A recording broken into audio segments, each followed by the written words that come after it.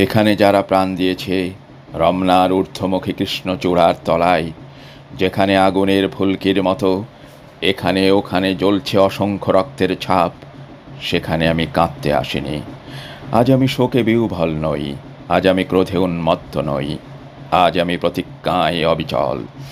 যে শিশু আর কোনো দিন তার পিতার কোলে ঝাঁপিয়ে পড়ার সুযোগ পাবে না, যে গৃহবধূ আর কোনো দিন তার স্বামীর প্রতীক্ষায় আঁচলে প্রদীপ ঠেকে দুয়ারে আর দাঁড়িয়ে থাকবে না, যে জননী খোকা এসেছে বলে উদ্দাম আনন্দে সন্তানকে আর বুকে জড়িয়ে ধরতে পারবে না, যে তরুণ মাটির কোলে লুটিয়ে পড়বার আগে বারবার একটি প্রিয়তমার ছবি চোখে আনতে চেষ্টা করেছিল, সে অসংখ্য ভাই বোনদের নামে আমার হাজার বছরের ঐতিহ্যে লালিত যে ভাষায় আমি মাকে সম্বোধনে অভ্যস্ত, সেই ভাষা ও স্বদেশের নামে এখানে এই বিশ্ববিদ্যালয়ের উন্মুক্ত প্রান্তরে আমি তাদের ফাঁসির দাবি নিয়ে এসেছি। যারা আমার অসংখ্য ভাই বোনকে নির্বিচারে হত্যা করেছে, ওরা 40 জন কিংবা আরও বেশি, যারা প্রাণ দিয়েছে এখানে রমনা রৌদ্রদগ্ধ কৃষ্ণচূড়ার গাছের তলায় ভাষার জন্য, মাতৃভাষার জন্য, বাংলার জন্য, যারা প্রাণ দিয়েছে ওখানে একটি দেশের মহান সংস্কৃতির মর্যাদার জন্য, আলাওলের ঐতিহ্য, রবীন্দ্রনাথ, কায়কোবাদ, নজরুলের সাহিত্য কবিতার জন্য, যারা প্রাণ দিয়েছে ওখানে পলাশপুরের মকবুল আহমদের পুঁথির জন্য, রমেশ শীলের গাথার জন্য, জসিমউদ্দিনের সজন বাদিয়ার ঘাটের জন্য, যারা প্রাণ দিয়েছে ভাটিয়ালি বাউল, কীর্তন, গজল, নজরুলের খাঁটি সোনার চেয়ে খাঁটি আমার দেশের মাটি, এ দুটি লাইনের জন্য, দেশের মাটির জন্য, রমনার মাঠের সেই মাটিতে কৃষ্ণচূড়ার অসংখ্য ঝরা পাপড়ির মতো 40টি তাজা প্রাণ আর অঙ্কুরিত বীজের খোসার মধ্যে আমি দেখতে পাচ্ছি তাদের অসংখ্য বুকের রক্ত, রামেশ্বর আব্দুস সালামের কচি বুকের রক্ত, বিশ্ববিদ্যালয়ের সবচেয়ে সেরা কোনো ছেলের বুকের রক্ত। আমি দেখতে পাচ্ছি তাদের প্রতিটি রক্তকণা রমনার সবুজ ঘাসের উপর আগুনের মতো জ্বলছে, জ্বলছে আর জ্বলছে। এক একটি হীরার টুকরোর মতো বিশ্ববিদ্যালয়ের সেরা ছেলে, 40টি রত্ন, বেঁচে থাকলে যারা হতো পাকিস্তানের সবচেয়ে মূল্যবান সম্পদ, যাদের মধ্যে লিঙ্কন, রলা, আরাগঁ, আইনস্টাইন আশ্রয় পেয়েছিল, যাদের মধ্যে আশ্রয় পেয়েছিল শতাব্দীর সভ্যতার সবচেয়ে প্রগতিশীল কয়েকটি মতবাদ।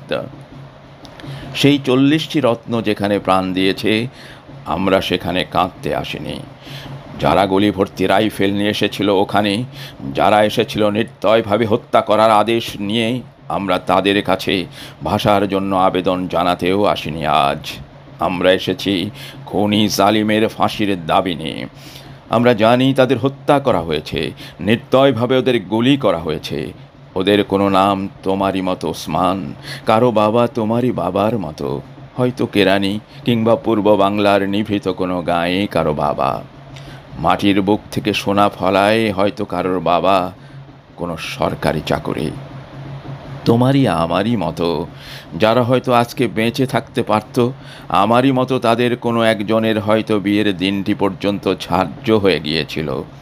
তোমারই মতো তাদের কোনো একজন হয়তো মায়ের সদ্যপ্রাপ্ত চিঠিখানা এসে পড়বার আশায় টেবিলে রেখে মিছিলে যোগ দিতে গিয়েছিল। এমন একটি মূর্তিমান স্বপ্নকে বুকে চেপে জালিমের গুলিতে যারা প্রাণ দিল, সেই সব মৃত্যুর নামে আমি ফাঁসি দাবি করছি। যারা আমার মাতৃভাষাকে নির্বাসন দিতে চেয়েছিল তাদের জন্যেই আমি ফাঁসির দাবি করছি।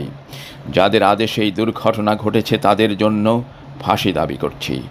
যারা এই মৃতদেহের উপর দিয়ে ক্ষমতার আসনে আরোহণ করেছে সেই বিশ্বাসঘাতকদের জন্য আমি ওদের বিচার দেখতে চাই। খোলা ময়দানে সেই নির্দিষ্ট জায়গাতে শাস্তিপ্রাপ্তদের গুলিবিদ্ধ অবস্থায় আমার দেশের মানুষ দেখতে চায়। পাকিস্তানের প্রথম শহীদ এই 40টি রত্ন, দেশের 40 জন সেরা ছেলে, মা, বাবা, বউ আর ছেলে নিয়ে এই পৃথিবীর কোলে এক একটি সংসার গড়ে তোলা যাদের স্বপ্ন ছিল, যাদের স্বপ্ন ছিল আইনস্টাইনের বৈজ্ঞানিক তত্ত্বকে আরও গভীরভাবে বিশ্লেষণ করার, যাদের স্বপ্ন ছিল আণবিক শক্তিকে কিভাবে মানুষের কাজে লাগানো যায়, শান্তির কাজে লাগানো যায়, তার সাধনা করার, যাদের স্বপ্ন ছিল রবীন্দ্রনাথের বাঁশিওয়ালার চেয়েও সুন্দর একটি কবিতা রচনা করার, সেই সব শহীদ ভাইয়েরা আমার, যেখানে তোমরা প্রাণ দিয়েছ, সেখানে 1000 বছর পরেও সেই মাটি থেকে তোমাদের রক্তাক্ত চিহ্ন মুছে দিতে পারবে না সভ্যতার কোনো পদক্ষেপ। যদিও অসংখ্য মিছিল অস্পষ্ট নিস্তব্ধতাকে ভঙ্গ করবে একদিন, তবুও বিশ্ববিদ্যালয়ের সেই ঘণ্টাধ্বনি প্রতিদিন তোমাদের ঐতিহাসিক মৃত্যুক্ষণ ঘোষণা করবে। যদিও আগামীতে কোনো ঝড় ঝঞ্ঝা বিশ্ববিদ্যালয়ের ভিত্তি পর্যন্ত নাড়িয়ে দিতে পারে, তবুও তোমাদের শহীদ নামের ঔজ্জ্বল্য কিছুতেই মুছে যাবে না। খুনি জালিমদের নিপীড়নকারী কঠিন হাত কোনো দিনও চেপে দিতে পারবে না তোমাদের সেই লক্ষ্য দিনের আশাকে, যেদিন আমরা লড়াই করে জিতে নেব ন্যায় নীতির দিন। হে আমার মৃত ভাইয়েরা, সেই দিন স্তব্ধতার মধ্য থেকে তোমাদের কণ্ঠস্বর স্বাধীনতার বলিষ্ঠ চিৎকারে ভেসে আসবে। সেই দিন আমার দেশের জনতা খনি জালিমকে ফাঁসির কাষ্ঠে ঝুলাবেই ঝুলাবে। তোমাদের আশা অগ্নি শিখার মতো জ্বলবে প্রতিশোধ এবং বিজয়ের আনন্দে।